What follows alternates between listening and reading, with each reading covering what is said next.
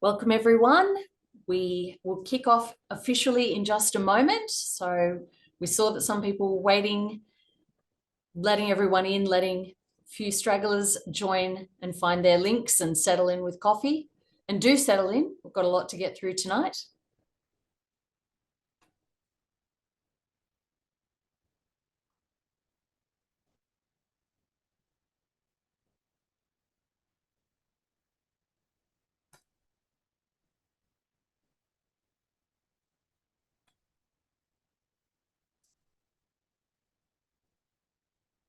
Give it just a moment longer, and then we will begin.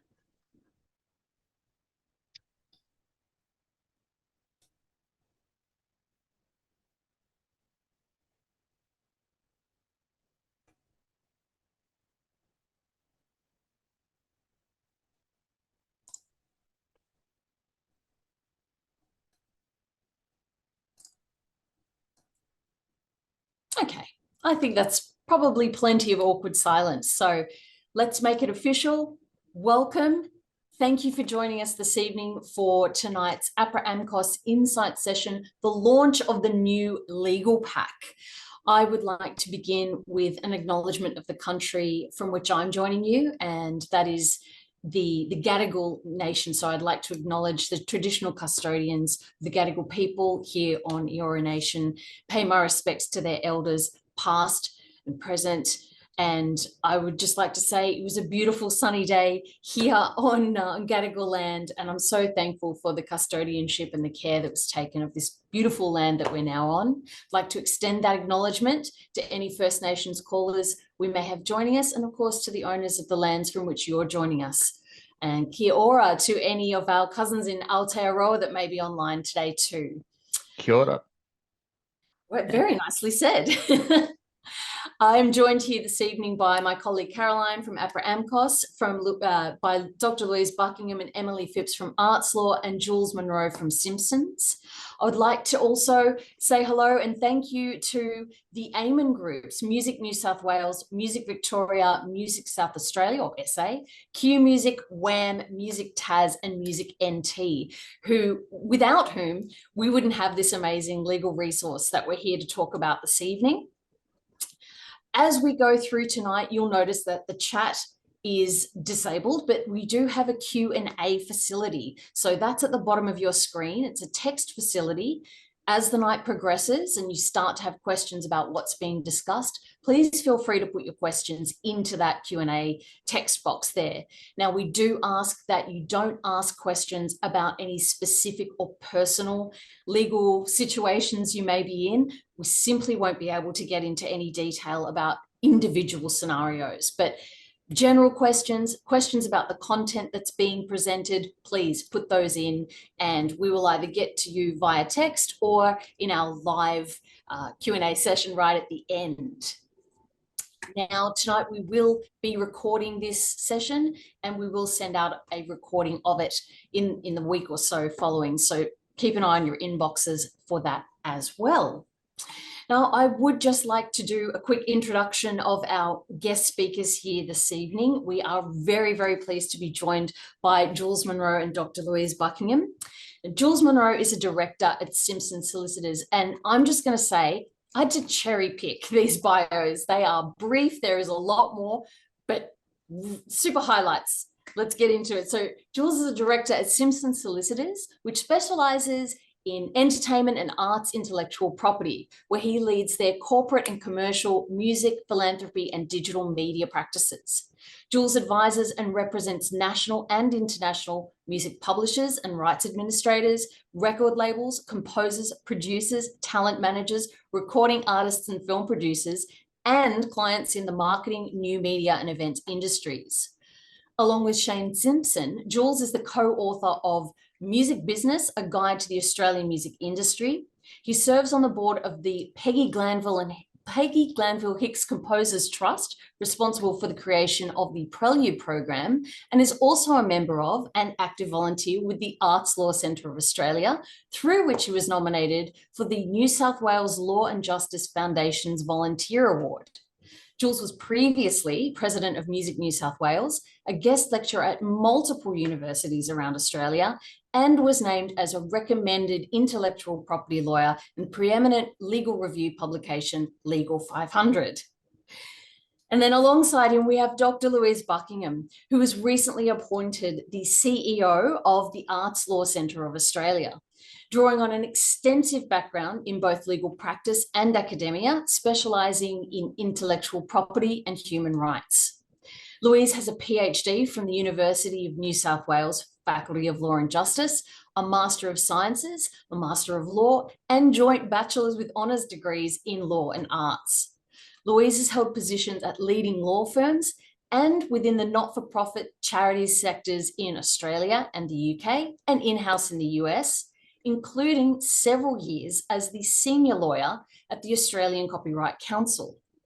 Her experience ranges across all areas of intellectual property, including trademarks, designs, copyright, and patents. She's a committee member of the Intellectual Property Society of Australia and New Zealand and is a participant member of the Australasian Intellectual Property Academics and IP Teachers Conferences. So, with all that said, are you already blown away? I am just putting that all together. Can you do all my panels and appearances, Nikki? That was great. I certainly can, but I charge by the hour. Right, so do I. So let's go. So let's get into it. Enough from me. I would like to first pass over to Louise. Please take it away. Let's get into the meat. Thank you for the warm welcome and introduction, Nikki, which, as Jules said, was very generous. I would like to echo your wonderful acknowledgement, also from Gadigal land, and pay respects. And then I will move on pretty swiftly because of the timing to the content of what Arts Law does and what this wonderful resource that Simpsons have been so instrumental in helping Arts Law and APRA AMCOS and AMIN with. And then Jules will get into the detail, the nuts and bolts of a particularly relevant, useful example. So Arts Law, we don't charge by the 6-minute billable unit or the hour. We are here to provide free legal advice via the telephone as a sort of first port of call. We provide free information and sample agreements on our website, and we also have a subscription service which is really affordable for the provision of those kinds of resources too. And we really encourage an enduring relationship with each of you, in the sense that we hope that you will, have our site frequently open and use the resources that we've got there. We can also provide a legal document review service, including through outsourcing to wonderful pro bono volunteer lawyers who give up their time to do that more detailed contract review work for musicians and other creators. We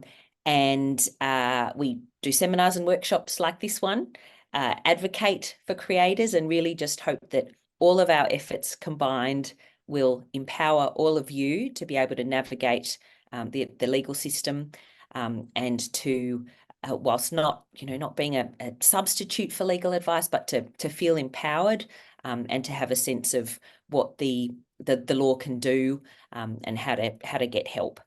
So that's us in a nutshell. What we can do for you generally involves understanding the particular rights that relate to all aspects of producing, performing, and recording music, relationships within that. So we'll talk a little bit tonight about copyright, and many of you will have heard about copyright on a regular basis through your work. We hope that you will be sufficiently empowered and enlightened so that you see a bad deal coming and don't agree to it, and then help you with getting out of it if there's something that goes amiss. We can help you with relationships within your bands or your colleagues in your industry. And as I said, we've got a range of services that are free or really cheaply available, including a specific Artists in the Black program, for First Nations artists in Australia. So you have a link to our website there, and I will talk you through some of the themes that will emerge when we share the link to the wonderful resources that we're launching tonight more generally. And this is very overview, very high level, and it's stuff that seems basic, but it's super important, and it relates really well to what the letter of the law enables you to do as well. And it's sort of like the scaffolding that sort of provides, I guess, the foundations or the structure for the wonderful creative work that we think you enrich Australia and the world through producing, and hope that understanding the laws and having a sense of how to use them enables you to continue doing that. So it's kind of selfish, actually, that we provide the advice that we do. It's really to help you, because we all benefit so much from what you do. All right, so keeping things lawful when you are a musician doing wonderful creative work, and it's probably not the first thing that you want to be focusing on.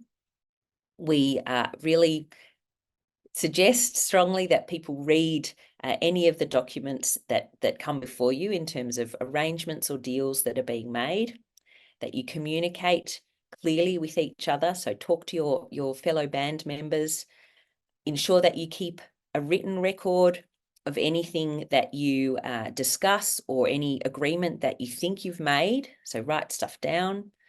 If you're not sure about what something means, or if something seems a little bit ambiguous, then ask for help and ask for appropriate help. And then most importantly, we want you, as I said, to be making music, because we, as well as everybody else, benefit so much from that. So in more detail, the kinds of rights that you will be dealing with in the sort of legal jargon that you might hear include things like reproduction, publication, performance, and all the rental arrangements and other commercial deals that you might enter into when you are composing and writing lyrics, for instance. You will hear about communication and performance rights, adaptation rights, when you're talking about how copyright is dealt with and divvied up, and arrangements are made around it.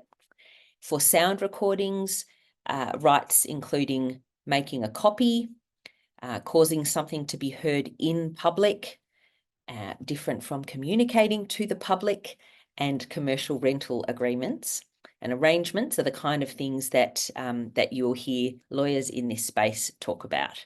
And what the information sheets that you'll have a link to at the end of this session, and what Arts Law's website intends to do is to make all of this really intelligible and digestible, so that you can understand what it means in normal people terms. So first, reading things usually involves contracts. It can also involve the information that we will give you tonight, and that you have at your fingertips otherwise through our website and APRA AMCOS as well. It involves doing your due diligence, doing some research about the people that you're working with or the people that you are paying in the context of the arrangements that you have.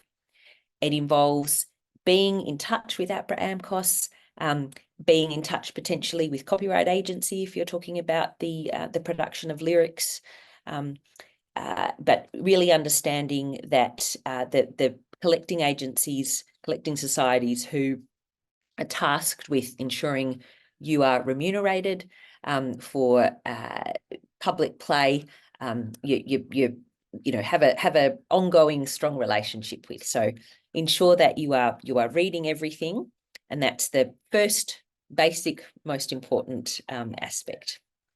Next, we have talked about talking to your band and ensuring that you understand the nature of the relationship legally between you and your band members, your colleagues. You may have to have difficult conversations at times to ensure that everybody is actually on the same page in terms of what your understanding is about who does and gets what. Likewise, ensuring that you know what your rights are within the structure of the band is really important. And even though it seems, probably like something that will never happen when you enter into the wonderful creative space that you do when you are creating and performing music together, foreshadowing the possibility of someone leaving, although that might be something that some of you are very familiar with, but having nutted that out and talked that through so that everybody really understands what the arrangement is there in case of someone leaving is really important too. Next, and I'll be conscious of time, so I'll be very, very brief going through the rest of this, but I wanted to flag the importance of writing stuff down, ensuring that you're using appropriate contracts. So you can, for instance, start with Arts Law's template agreements to that end. Writing stuff down may also involve writing emails, documenting things that way in terms of your communications. Also, just ensuring that, as I said, you're anticipating the possibility, if not the likelihood, of a breakup. Having things in writing just means that it's generally going to be a cleaner, clearer process for everybody. And it helps you reputationally as well, in the sense that you will appear to be, with everybody that you deal with, more professional and more credible. So write stuff down is really important too.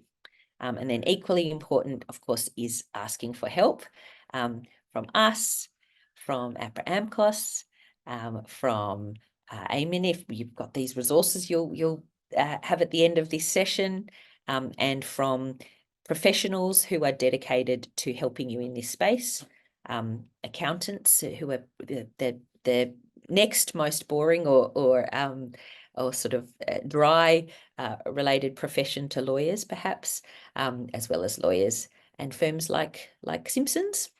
And then this, hopefully, the theory goes that this will enable you to focus on what you should be doing and what you benefit all of us so much from doing, and helping us live through music and enjoy the wonderful products of your creative energies, making the music.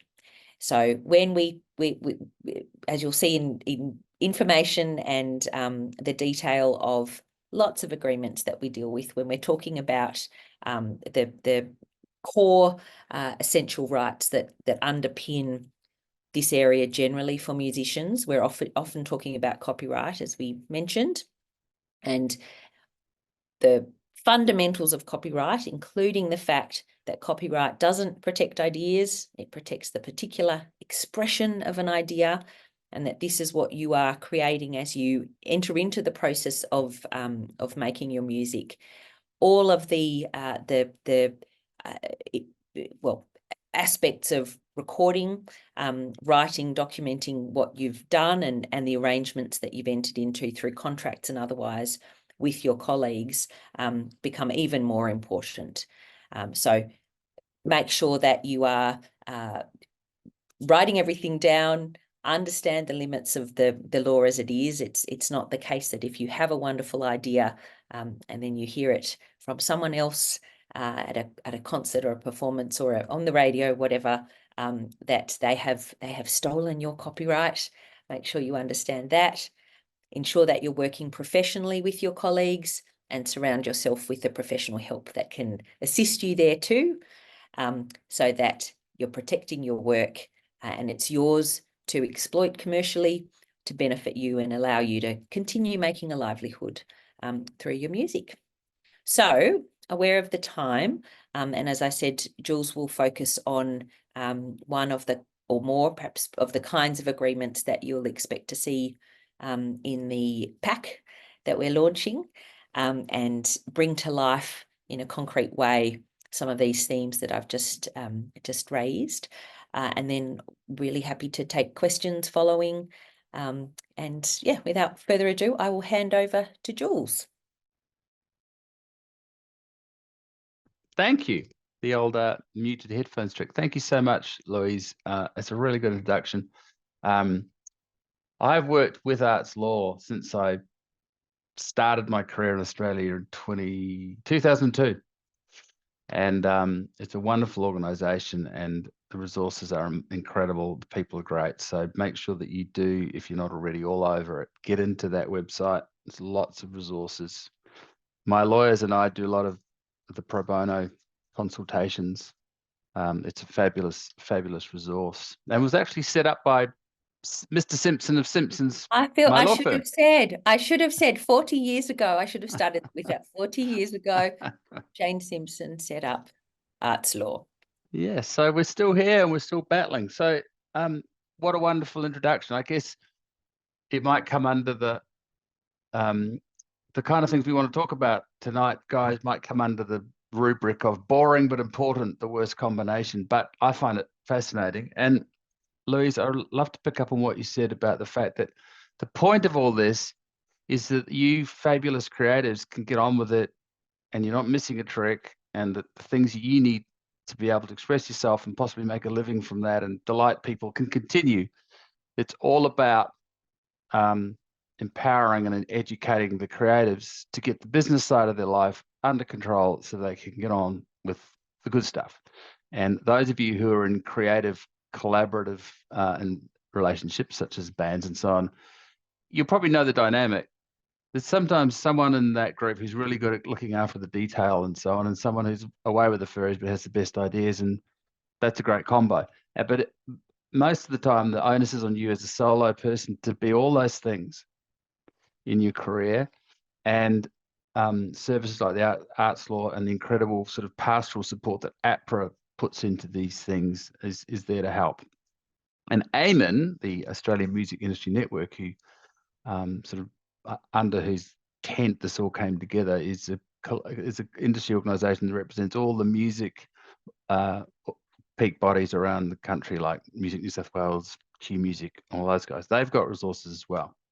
And so how I thought we'd get into this is explain to you a little bit about what this resource is and how it came about. So my law firm does lots of contractual negotiations for musicians across band agreements, music publishing agreements, master license agreements, getting agreements for putting your songs into TV and films and ads, all of that stuff, day in, day out.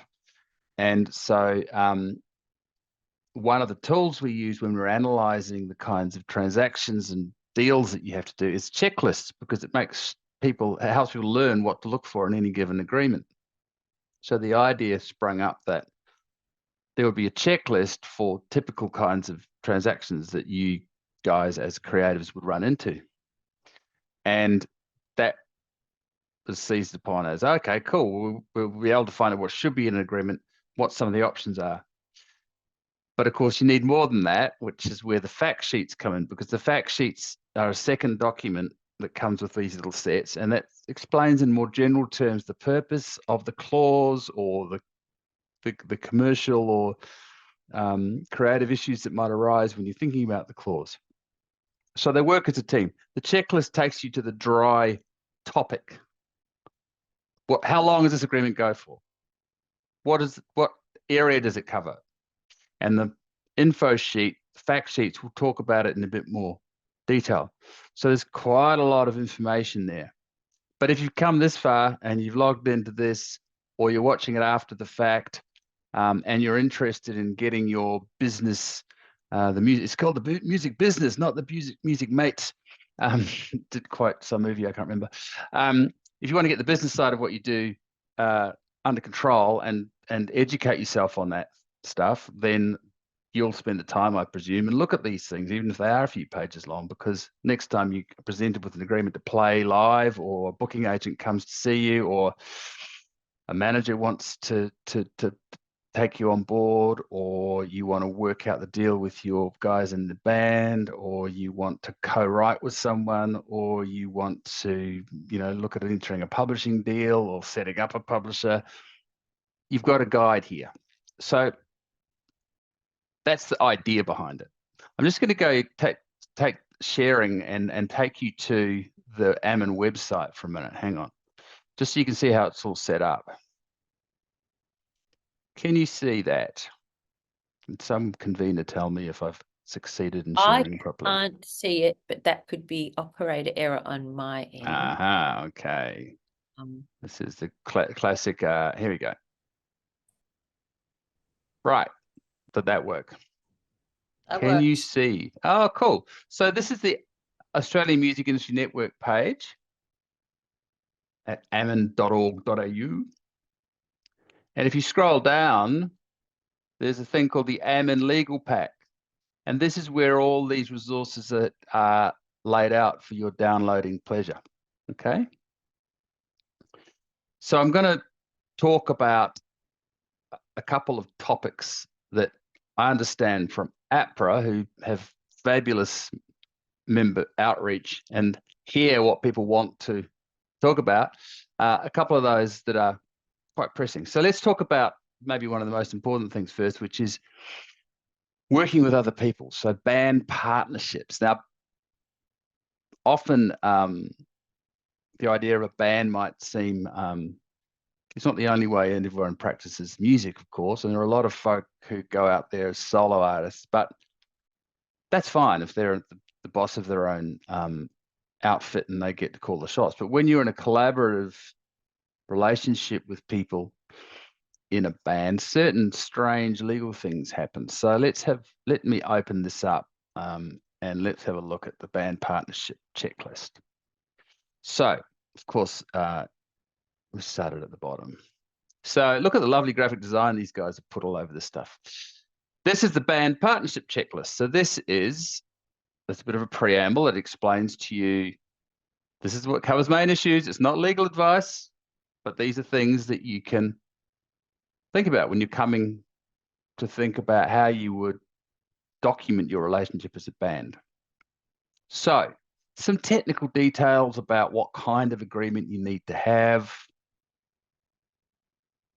I won't go into that stuff at the moment. Okay, here we go. That's it. That's Yay! Sorry, everybody. I was rattling on. I was saying that there's some discussion about the form of agreement that's highly technical. You do need to know, it tells you, for example, you need to know who you're dealing with. You need to know who's in the band. So, of course, a lot of bands, there might be 3 or 4 people who are the core membership and then other people come and go. So the business is really the main 3 people. So those are the sort of things you need to think about. Then there's a lot of information about what kind of legal structure you might use. Do you want to use a partnership, which is just pretty low doc? You just agree that you're in business together and you're in a partnership. That can be dangerous, but we won't get into that. Or you can formalize it into, let's form a company so that we've got a separate business entity that runs a band. So all the bands you know who get even a little bit successful, go and see their accountant and their lawyer, and they go, quick, you need to set it all up in a company, and you quickly get into some quite complicated structuring to diminish risk, but also to provide a structure from which the money can come through. Because if you've got one person who's out there doing all the deals, bringing home the money and then splitting with everyone, they might get taxed on all the money themselves, and that's not fair. So there's lots of things to consider. Again, we're not going to go into subject matter detail very much tonight, but I'm just showing you how the checklist works. So we've looked at who you're contracting with, what kind of structure will you use, when will the deal, how long will this last for? And there's some tricks about that. With partnerships, if you don't say how long it's going to be for, anyone can just break the partnership by retiring, and the whole thing technically has to be pulled to bits, and it can be hard. Then we talk about things like the band name. Okay, so a band name is what? It's a brand. So that can get into some pretty tough discussions about who owns the band name if it came down to it. And there's lots of case law and tales about people just, sneakily trademarking the band name and the other guys didn't know, and then they have a fight and suddenly someone's out there touring under the name and the original members are going, what? Turns out they don't have any say. This happens more than you might think. And also certainly when bands are breaking up, one of the toughest things to sort out is who's the owner of the brand, because someone usually wants to hold on to it. Then we have to talk about, the other boring and important stuff. So Are we all going to put money in? What money will we take out? Does the band own the equipment, or do we lend it to the band? All of those sorts of things. A lot of detail here, which is why we've numbered the paragraphs. So the topic is 6, finance, and the sub-paragraphs are 6.1, 6.2, 6.3, just so you know where you're at in the topic, right? So we'll talk about equipment, the bank account, copyright ownership, big issue. If you form a band and I write a song for my band, does the band own the copyright of my song? Well, not unless I agree, but a lot of people get confused about that. So you might as well be upfront about it from the beginning. And the other one, big trap, and I'm glad this is an APRA session because this happens on APRA's registration, is people do things like register all the band members as composers of band songs when actually only 1 or 2 people wrote it, and that can create big problems down the track. If the people who wrote the song want to split the money equally, they can do that out the back with what they get from APRA. You don't give people APRA registration for music they didn't write. It just screws everything up for everyone down the track. Seen it lots. People think they're doing the right thing by their band members, but it ends up being too hard. Accurate records, as Louise said, write stuff down. So this checklist is saying these are the topics you got to think of. Yeah. Members, what is everyone committing to? How do I leave? What happens when I leave? What's my stake in the business? Do I have any stake once I leave? All of those things. Can I work on side projects? All of that stuff needs to be thought out. You may not decide to write anything down about it, but you should have thought about it at least before you lock things in. Then about income splits, because there's different sources of income. So we will need to, some income is going to come from your song publishing, and that's usually belongs to the writers of the songs, and that might not be the same. You know, the writers may not be all of the band. So then what happens about recordings where everyone's pitching in and performing? Maybe everyone splits the recording income equally, but the publishing income gets split differently. Let's have an agreement about that. Who's going to handle the money? All of those sorts of things. So the checklist is calling out the topics that we as lawyers need to think about when we're trying to structure a deal that will stay in place, will work for people, and be clear about what happens. So there's a lot of stuff. We won't go into detail. Then how do we deal with disputes? Lots of people have disputes. It can be, that doesn't mean someone's being ornery. There's things come up. People's life change. People want out. Disputes happen over who wrote what. So that's a classic checklist, because it just gives you all the topics that we would think about when drafting a contract. It's not the contract itself. It's just some resources about what you should think about. And if you find a precedent online and it doesn't deal with this stuff, then it can't be a very good precedent. That's the other thing I should say before we go on. There's lots of resources, and especially with AI, you can say, find me a copy of a band agreement, and a whole lot of things will come up. They're not necessarily for this jurisdiction. It doesn't necessarily reflect our law. It could be terrible. It just came up on the search. There's no discernment. So it's always better, if you're getting into contracts, to go and see the Arts Law Centre. You know, I would say first, just to get a stare on it, and then decide whether you want to invest the money in a law firm like mine or one of the other music law firms around the country who can help out with something that's, you know, proper, specific, proven to work. So much for a checklist. What does the info sheet do? So the fact sheet side of the equation, checklist, fact sheet, just explains a bit more about the concept. So the checklist is just saying, look out for this thing. The fact sheet says, these are the sort of topics, this is why it's important. It's a bit more general, right? And we work very hard with the staff at Arts Law to make this readable and easy to get your head around. There's no hard legal concepts in there. It's meant to be something that you can get what you need to know out of fast. Those of you who have looked up things just generally Googling or putting it in your AI search engines will find out there's just a really confusing amount of information that sometimes it's from other countries. And what we've tried to do is put that in a curated, thought out, edited place. So it's a trusted source for you to go to this stuff. This is stuff that we've thought about. It's nice and clear. There's no ambiguity about what we're trying to say there. And there are examples to help you think about why the things are in the checklist. And big questions like, when do you even need one of these things? You know, that's important. Then some key terms, so I explain a bit more about why some of those things are in the checklist, about why the timing of the thing matters and how long it's on, as we say, on foot, how long it lasts. A bit more info about band names, sort of the stuff I'm telling you now, but it's all in there in writing. So when the time comes to turn your mind to the particular thing you are using the the checklist for, you've got the fact sheet to fill in around it.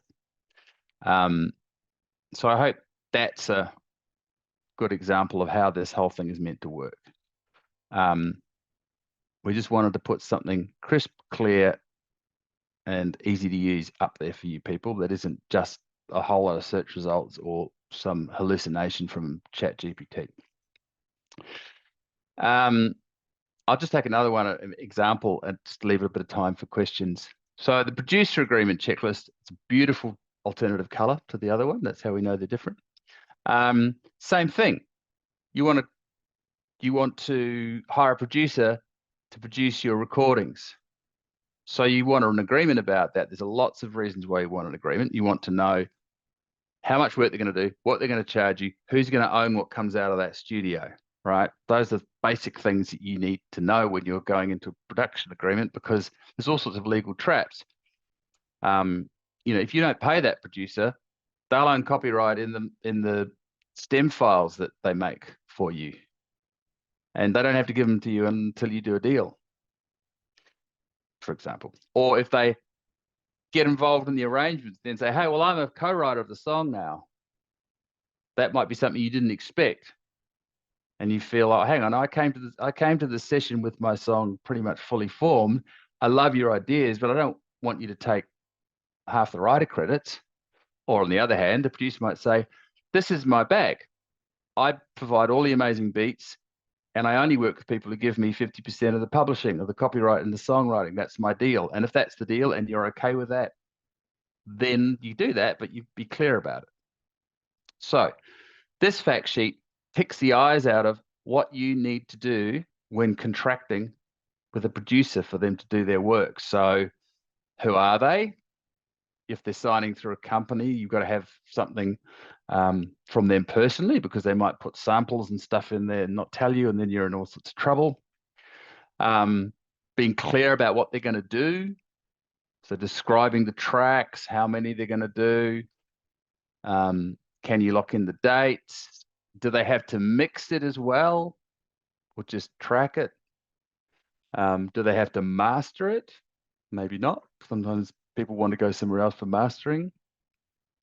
You want to make sure they don't, for some genres, which is, you know, heavily sample based or uses pre-created sounds, you want to really make sure you're not getting into a copyright infringement accidentally without realizing, and it happens a lot. Then we want to have some rules around the tracking. When's it going to be delivered? Who pays for what? There's lots of different ways of doing this. Sometimes the producer says, just give me this much money and I'll bring in my people and my stuff and give you this recording, and that's that. Other times they say, well, my fee for my time is this, but I'm also going to need some money to hire these guys to come apply on it. So you want to be clear about all of that stuff. And then if the producer's running the sessions and guest musicians are coming in, who's signing off their session releases and all those sorts of things that you need to do. If you're signed to a record label, and just as a general piece of advice, anytime anyone plays on your recording, you need a piece of paper from them saying that you own it. Otherwise, you can get into copyright issues and other things like that. And the people signed to the record label will know you have to deliver all these session releases as part of delivering the album. So if you don't have them, it's very hard to chase them down if the people are off on tour or they've disappeared, or if they see the opportunity to leverage you a bit. Yeah, I know I did that. I know I did that thing for free, but yeah, you know, car broke down. I think I'm going to need a few $100 to give you that piece of paper. It happens. Who? Musos be unkind to each other? Doesn't happen often, but it does happen. Interestingly, some genres are full of more skullduggery than others, but I won't say which. So there's also issues with recording sessions now because everyone is expected to constantly put things on social media. So the producer might want to film the tracking sessions or take clips to boost their own tags and make that happen and show that their studio is working or show who they're working with. You might say as the artist, oh, I'm not that comfortable about that. Or you might go, please go for it. Or you might want to do it as an artist and the producer might say, I don't really like my process being documented like this. I'm all about the finished product. I don't really want this. So there needs to be some understandings about the social media stuff and clips and putting things up, because it's a privacy issue and it might be a creative issue, and it just might be a matter of the brand. Like, do you want things that are that someone else might not be happy with going up? This also calls out, this is still the checklist, although it's quite a long one, about what happens about the producer's musical contribution. Because like I said, you may not expect or want them to decide that they are now a co-writer with you of this music. Just because they suggested a bridge or put a string part in, does that make them a co-writer? Well, let's not have the argument. Let's be really clear about it. So oftentimes in producer agreements I see, we say, I'm a producer, I'm going to do it for a fee. Anything I compose in the course of the session is yours. I'm not claiming a co-write. You know, or we'll say, you know, we might agree these songs are going to get reworked and I'm going to get a slice of them. So those things all have to be thought about.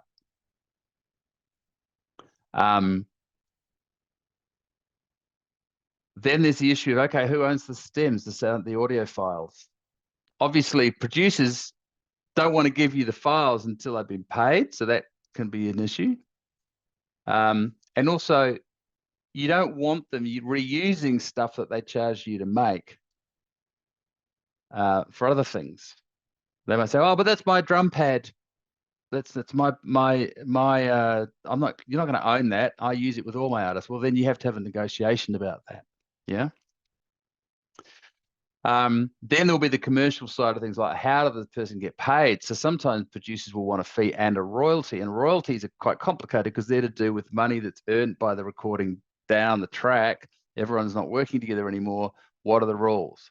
So there needs to be some agreement about the percentage the producer is going to be paid, or points, what that's calculated on, how are you going to credit them, all of those stuff. So just yesterday I did a producer agreement with the producer, said, I actually need you to promise to tag me in all your socials, and you've got to use this handle, because as part of the credit situation, it's one thing to just have produced by Jules Munro in the metadata on Spotify that no one sees. But if I'm not getting any credits in the artist's social feed, no one knows I did the job, right? So if I'm a producer with a studio, I'm trying to pay my rent, I want the artist to say in their socials for their record, produced by Jules, and I want a reciprocal tag. So this sort of moves with the times, this sort of stuff. So lots of detail here about the deal, because we were very anxious to make sure that people didn't walk into problems, because usually producers have the upper hand in commercial negotiation because they do a lot of it and they want the best deal for themselves, and they may be fabulous creative people and they may be wonderful at getting the performance out of you, but they're probably going to be a little more sophisticated than you potentially in their commercial arrangements. So you've got to be on alert for what should be in a deal, and that's why there's quite a lot of detail on this particular checklist. So all sorts of commercial issues here, and that whole number 7 section. Then we flip to the fact sheet. And there's more chat about why the agreement has to be done. And as before, just a kind of this distillation of what I've been talking to you now when I've been going through the fact sheet. So those are a couple of examples of the resource. Key points, bit of explanation. Enough to get you started, enough for you to ask smart questions of the people you're going to be dealing with, enough for you to come to, say, arts law all prepared because you thought about these issues. Like if you are lucky enough, and anyone could be, to go and use the Arts Law Pro Bono legal advice service, you'll possibly get an hour with a good lawyer, and that's it. So if you come into that hour fully prepped with your checklist and you've written down what you think should be in there, that's going to make that hour so much more productive. The bang for your no buck will be a lot greater if you are organized and you know all the topics because you were using the AMIN checklist. Then if you go and go, yeah, what should, I don't know, this guy wants to produce us. And the Arts Law Pro Bono law is going, well, I don't know, did he give you an agreement? I can't write you an agreement as part of this process. You could use the Arts Law precedent and we can talk about that. But then it's just a whole nother discussion that doesn't necessarily get you what you want. Whereas if you turn up with your checklist all filled in and thought about, you'll get the best result. So it's not that great fun to go through scrolling on PDF. So I'll jump out of sharing and maybe we can take some questions or hear some comments. Hi, Jules, that was great. There's a few questions have come through. So there's one I think that Nikki sort of indicated she might like to answer as well. So it might be something for both of you. But someone has asked you mentioned that it can be problematic giving band members a percentage share in APRA for their songwriting credits. Can you just go into a little bit of more detail about why that's a problem or what you need to consider when you're doing that?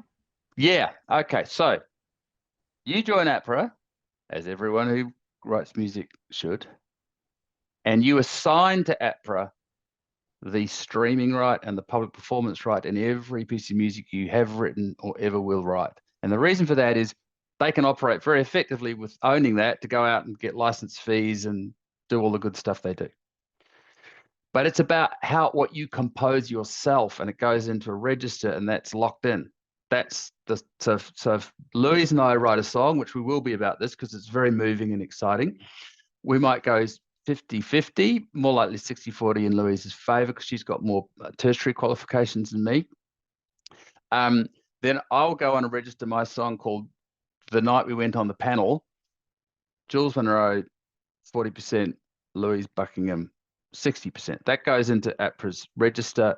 And as a member, your responsibility is to log in everything you write. They need that. They need that data to be accurate and so on. Now, if I'm in a band with Emily and Louise, I could only wish, and I mistakenly think that it's all for one for all, and even though Emily didn't write it, we're just going to go thirds, and so we split all our live stuff thirds. I better put thirds up on the APRA registration. I've immediately created a problem because Emily might not be a member of APRA, in which case it'd be hard to register it, but that's a problem.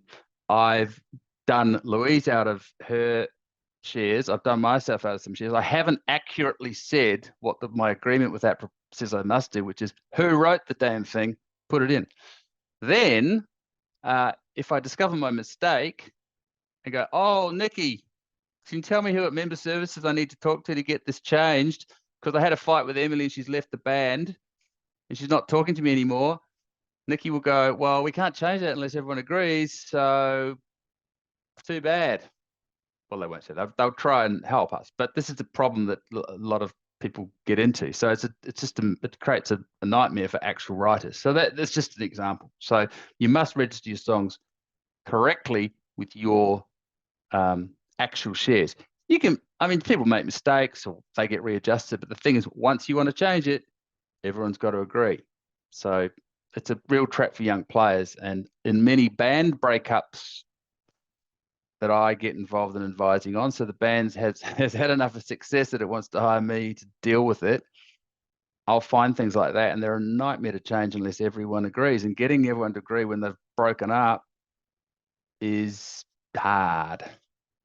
And also the other thing to watch out, if there's a dispute about an APRA registration, that money will just get locked up because APRA doesn't want to release money in a wrongful situation. So then it just gets locked until everyone sorts it out. So these are traps that you've just got to watch out for.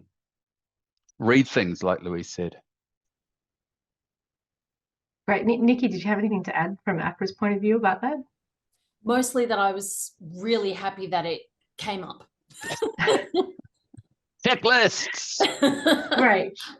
Yes. No, when I clicked that I wanted to answer it live, I meant I was going to throw it to Jules. I was not going to personally answer it. So yes. Great. Well, that's great. I think all around. Someone has asked a sort of similar question, which is about copyright, and if you're collaborating with other musicians, how the copyright then works, and is it sort of different if you're in a band or if you're, I'm a lyricist and I'm working with Louise, who's a wonderful songwriter in this, or a musician and composer in this instance, and how that kind of songwriter, musician, sort of lyricist, composer relationship works. Do you want me to take that one, Louise? Oh, sure. Okay. Truth is, no one knows. Sorry. Yeah. No.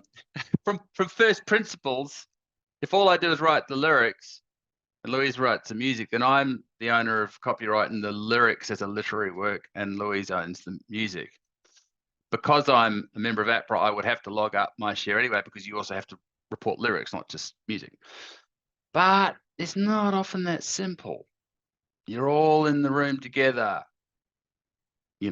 Things get mished up. People are responsible for different parts. There's some quite tricky copyright law about what a joint work is versus a common work, where if my contribution can be easily extracted, we could probably call it common. But if they're all mixed up, it's harder. In the music world, usually humans, when humans used to compose music,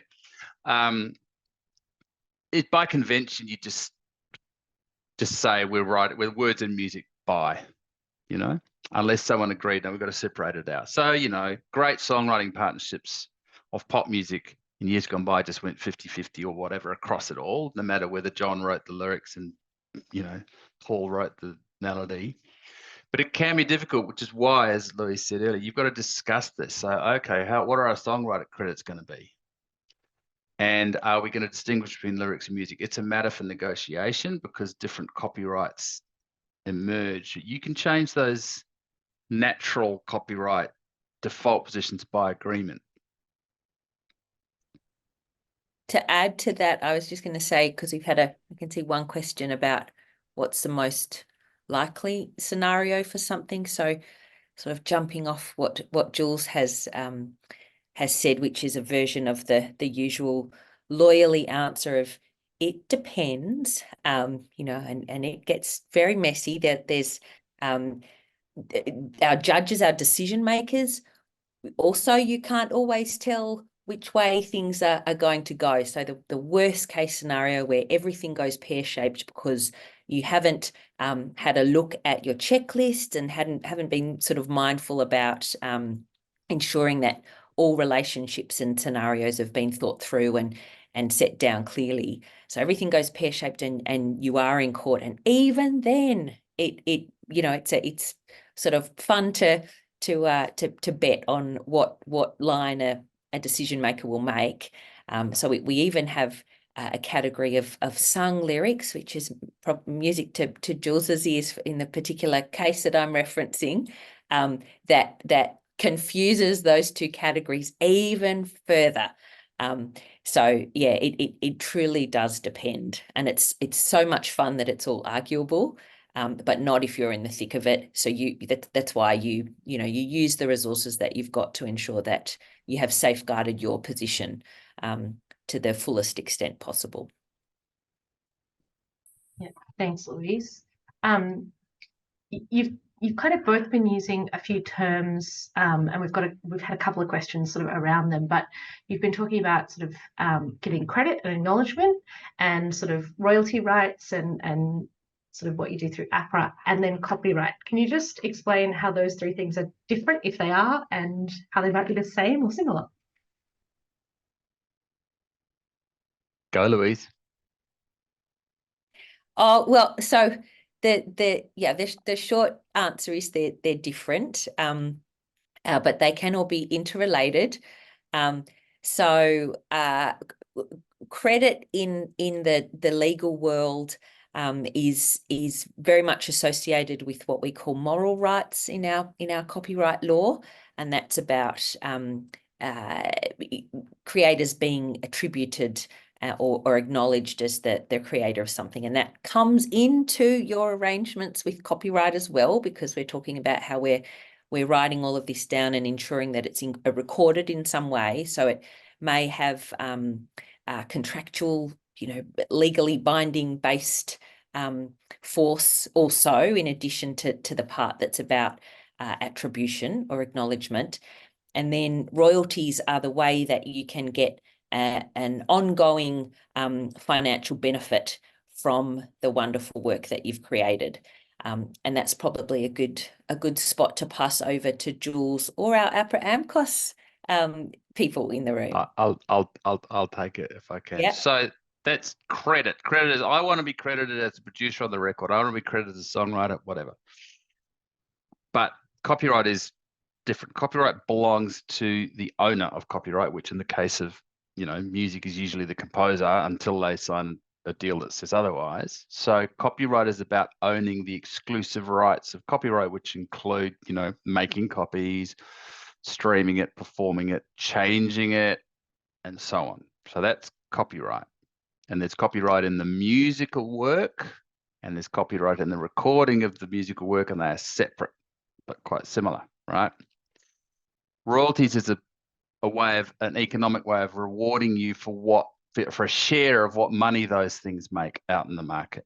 So APRA administers royalties for the performance and communication of musical works of its members. So it gets, so APRA will charge a large streaming platform or a broadcaster a certain amount of money.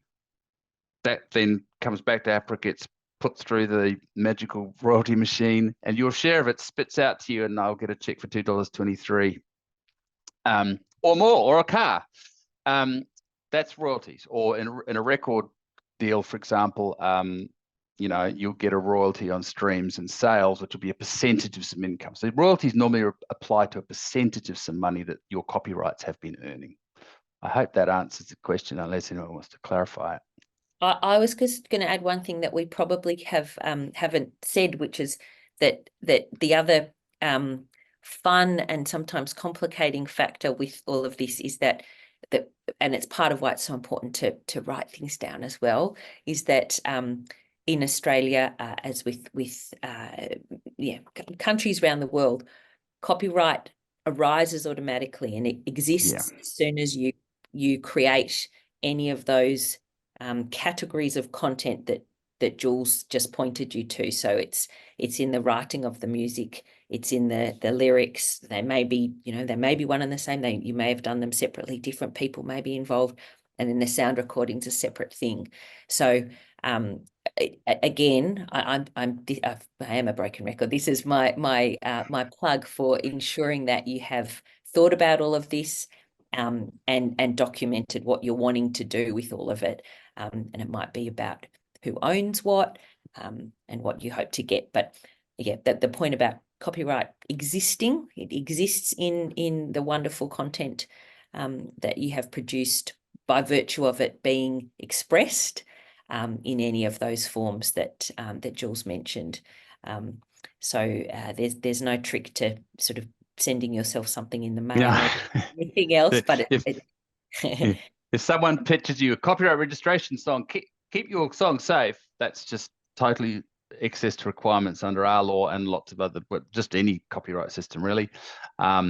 There used to be a copyright office, and there is in the States, and it used to be necessary in some cases to register it. You can still register now, but it doesn't affect whether or not you're protected. It has certain benefits down the track for enforcing it, but we don't have that system here. As soon as it's expressed in material form, so my music's recorded the first time, or I write out the manuscript, it's protected by copyright. It's automatic, it's free, you don't need to pay anyone, you don't need to you don't need to enter your metadata in some dodgy situation. It's free.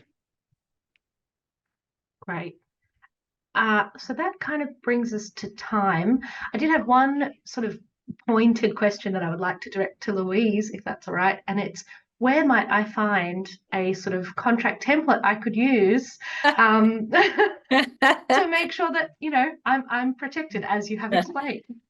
Yeah, so Arts Law has wonderful contract templates that cover everything that we have explained, and work harmoniously with the wonderful resources that we are here with AMIN to launch tonight. Yeah, so you know, our website, our subscription service, our connecting with us in any way is likely to be, as Jules said, a really good first port of call for all creators, all artists. Yeah. Right. So that there are a few other questions that we haven't gotten to, and I apologise for that. But if you would like to reach out to Arts Law, you can email us at artslaw@artslaw.com.au, or you can go to our website and lodge your details, and then we can get back to you and we can get some advice, and you can speak to Louise or one of the other wonderful lawyers, or maybe Jules or one of the other pro bono lawyers who can help you with your questions. So I'll throw you back to Nikki, I guess. Thank you so much, Emily. I was not expecting to be off the hook with the moderating. This has been fantastic. I've just got to sit here and take in all the information tonight. Thank you so much, Louise, Jules, Emily, for being here to guide us through this session. I think these legal resources are incredible. And so another thank you to the AMIN group, who's, you know, been a big part in pulling this all together.